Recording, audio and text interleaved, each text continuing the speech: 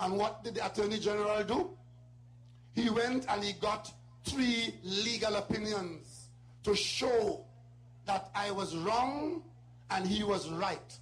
I am sure in the quieter moments of Mr. Warner's life today, he sometimes might be saying, if I didn't listen to Rowley, I might have still be in FIFA or I might have still be in the cabinet. I didn't listen to him, I'm not in FIFA, and I'm not in the cabinet, and I might even be in the party soon. He went as far as to get Sir Ellis Clark to put his name to that opinion. But you all know, a lawyer will give you advice based on what you tell the lawyer. If they didn't tell Ellis Clark that Jack Warner was not receiving money from FIFA, he may never have written that opinion. It's only after Sir Ellis passed on and the fan went out of spinning in the world, we discovered that Mr. Warner was handsomely compensated at FIFA with a pension. Remember that? So he came to us on many occasions to tell us that he's giving us legal opinion. And on virtually every occasion, his legal opinion has been shown to be wrong. Today, his very latest self-serving opinion is that the Integrity Commission has no power to look into a matter like this. Tonight, I call on Chairman Ken Gordon of the Integrity Commission, because he's still on the job, for the benefit of the public of Trinidad and Tobago, to move post haste, to get senior counsel advice. And when you get the advice, advise the people of Trinidad and Tobago whether the Integrity Commission has the power to look into this matter.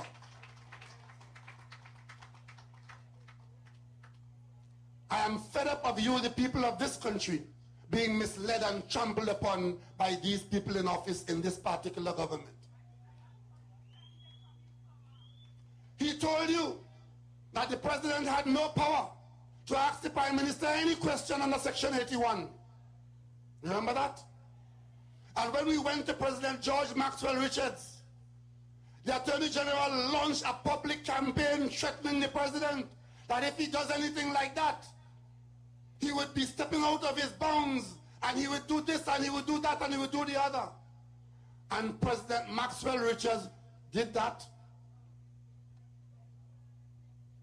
And he was excoriated.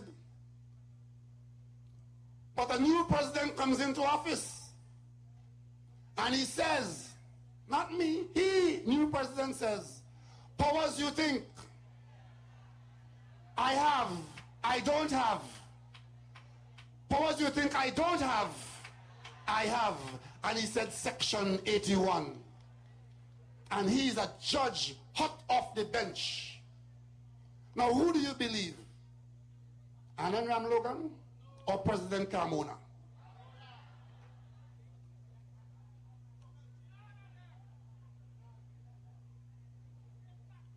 But ladies and gentlemen, I want to draw your attention to the latest development.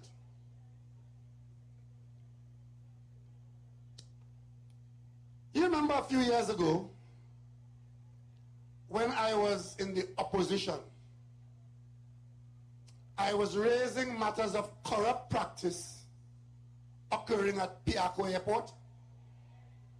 And as I am wont to do as a member of parliament, I use the parliament to raise these matters because that is where these matters are to be raised. Parliament is the people's forum. I don't go there for myself. I represent the people of Diego Martin West, all tens of thousands of them. And when I go there and I raise the matter about Piako Airport, I went with documents and I show a QS report that was paid, where they paid $94,000 for a door. You remember that? It was so shocking, even some of you didn't believe it. But at least you were alerted to the fact, and the government was alerted to the fact that wrongdoing was taking place at Piako Airport. Inside the parliament, I was there, true to my oath of office, acting without fear or favor. And what did the UNC do? they expelled me from the parliament indefinitely for raising the specter of corruption at Piarco Airport. And for a period of time, the people of Diego Martin West had no voice in the parliament because their member of parliament was expelled indefinitely by the UNC. It was only when I started mobilizing the people of Covine, of Rich Plain, of Carinage, of Point Cumana, and Four Roads, and elsewhere in my constituency, that they allowed me to come back into the parliament. That is their record. Today, I am before the Privileges Committee because I dared to have brought to the parliament information which was presented to me, which appears on the surface to warrant an investigation. One which the Prime Minister herself has now said there is going to be an investigation. Where you tonight across Trinidad and Tobago say there should be an investigation. And even before the investigation is concluded to determine whether in fact it is real or not real, I am now before the Privilege Committee because the Prime Minister don't know that it will be shown not to be real. But you know something? I don't know what the connection is that it brings it right back to me. Maybe if when I raised the matter in the motions and the speeches in Parliament about Piarco Airport, if the UNC government then had taken heed and protected the public purse, there might have been no opportunity for Isha and Steve to interfere with anything up there. And therefore they could not have been wanted by the Americans, and they could not have been having to be fighting extradition, and there might have been no instance where the government would have had to squander its mandate and sell its soul to be in the employ of persons trying to escape the court and having to surreptitiously and secretly and improperly proclaiming one clause in Section 34. And then somebody sees that something might have been said and wants us to see it now because it's all tied right back to Piarco Airport. Have you seen it? The root of all of this is what happened at Piarco Airport. So at the beginning, I was tossed out of the parliament. At the end, and before the Privilege Committee, I said, thank God for small mercies. At least the people of Diego Martin West, for the moment, still have a voice in the parliament. But I'll tell you one thing tonight. If they gather themselves, all 26 of them as they have done, and voted in support of themselves, happily and cheerily, patting each other's back about what a wonderful vote they have won in the parliament, if they then now come and convene themselves into a committee where they have the majority and decide to take action against me and to send me to jail, I prefer to be in the jail in Golden Grove on Frederick Street with you criminals than to be with criminals in the parliament.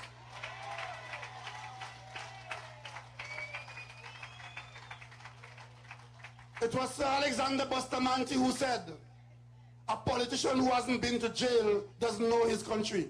He hasn't traveled the whole country. Not that I'm going to enjoy it, but I'll tell you one thing. When I took the decision to take this matter to the parliament, I did it for one and one purpose only. And that was to bring you, the people, into the picture that you would know that something like this is there to be investigated. And I did it out of love of country and not for protection of office. And for those who believe it had to do with something about propelling the PNM into any local election, it had to do that. Our sailing is plain already. Plain sailing already. I did it because the people of Trinidad and Tobago need to have a shield to protect them from this government. And already, it is causing jijiri. You know that in the Integrity in Public Life Act, there's a part that says, once the police is investigating the Integrity Commission has to stop its work on the matter. If a matter gets to the police and the police is investigating or has investigated it, the Integrity Commission must hold its own investigation in abeyance. But that only applies to matters that deal with your declarations and the tribunals that may be formed to deal with any problem if your declarations are faulty or in any way a problem.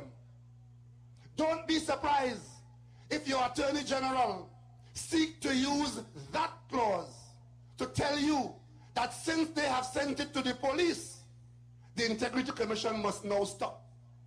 But what the 7th Standard Law student doesn't know is that Section 5 is not about declarations, it's about conduct and corruption in general. And that the Constitution under Section 138 has been amended to give the Integrity Commission the power under Section on Part 5. So let them play games. Let them misunderstand the law. Because I maintain, if one of those emails is shown to be true, then Trinidad and Tobago is in for a rough ride. You see, I spoke in the Parliament yesterday when I heard that the matter was being sent to the police and that the investigating officer is DCP Mervyn Richardson. I made a comment in the Parliament, and the comment was that I have no confidence. Today I saw the Attorney General trying to get support from the police, saying that I have no confidence in the police in Trinidad and Tobago. We have problems with the police, serious problems. But when you come to talk about Mervyn Richardson, real problems and no confidence. You know why? You know, confidence is like love. It's either there or it's not there. You can't measure it with a ruler. You can't taste it. You can taste the lipstick and think it is love. But if it's not there, it's not there. And let me tell you why I have no confidence in Mervyn Richardson. This government took a political decision to declare a state of emergency. After a significant period, the emergency started to become an embarrassment to the government.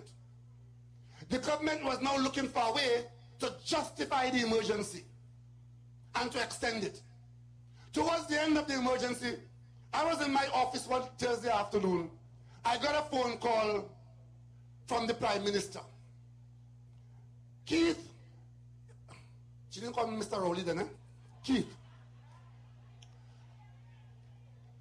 I have information about an assassination plot against me. I said, what? Yes, there's a plot to assassinate me. And I want you to come to a meeting at whatever time she said. I said, hold it, Prime Minister, hold it. You want me to come to a meeting about you being assassinated? She said, yes. And she said where the meeting was going to be and so on. I said, Prime Minister, I'm sorry, but something like this, I wouldn't want to hear it from the political arm of the state. I would want to hear it from the security arm of the state. And therefore, I will not be coming to any such meeting. However, if you want to let the security arm of the state, the public servant arm of the state, tell me anything you think I should know, I'll be available to hear it. That was the Thursday.